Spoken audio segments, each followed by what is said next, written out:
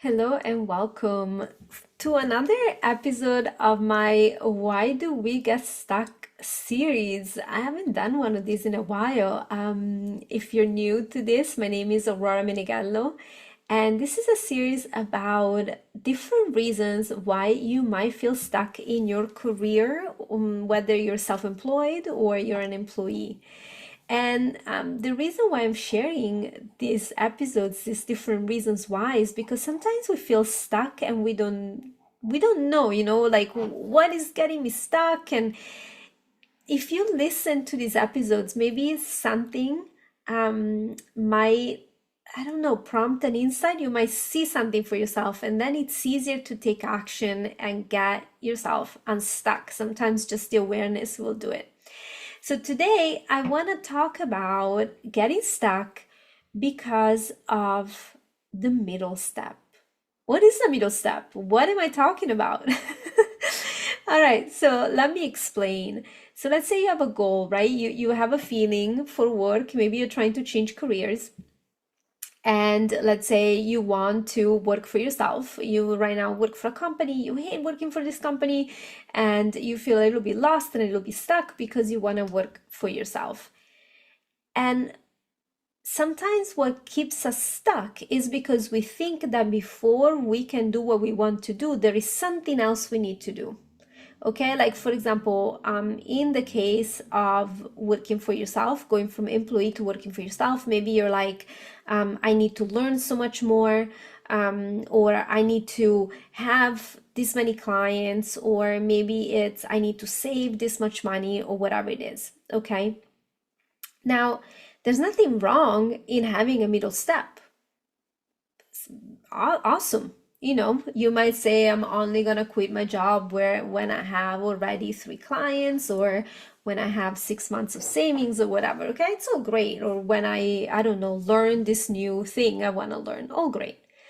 The problem is if you find yourself stuck because you cannot get to the middle step, and then months go by, years go by, and you're frustrated and you're stuck on that middle step and you get lost. You forget that, wait, that was not the game. The game you were playing was not the savings or the certification or the number of clients. The game you were playing was to do something you love to do, right? So that's where the middle step gets us in trouble. It when it doesn't work, we forget that that was just supposed to be a mean to an end. That was not the game we were playing. So if this resonates with you, okay, I have a few suggestions. The first thing is to ask yourself, is that middle step really necessary? Okay, is it necessary? Like sometimes we get stuck on this, I need to learn more. I need to learn more, but learning more is so expensive, so I'm not gonna do it. And then we get stuck not doing something because we're supposed to learn and so forth. So what if you already had the skills?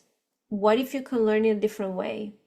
What if you don't have to offer certain services and you can start working for yourself, and then at the same time you might learn something new, and so forth, right?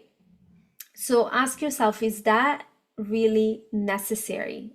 Did you create the middle step out of insecurity, or because you generally thought that's what you needed, but now it's just a hindrance?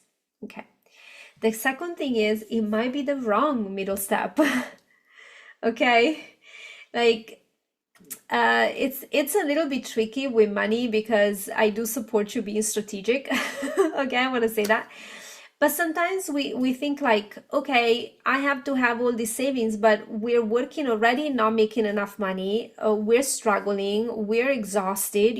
Maybe the middle step is, how can I get a big client right away? Or maybe is, how can I then, if I cannot go from my current job that I hate to doing what I love as self-employed, can I get another job that maybe I don't feel exhausted at, and what I feel like I enjoy, right?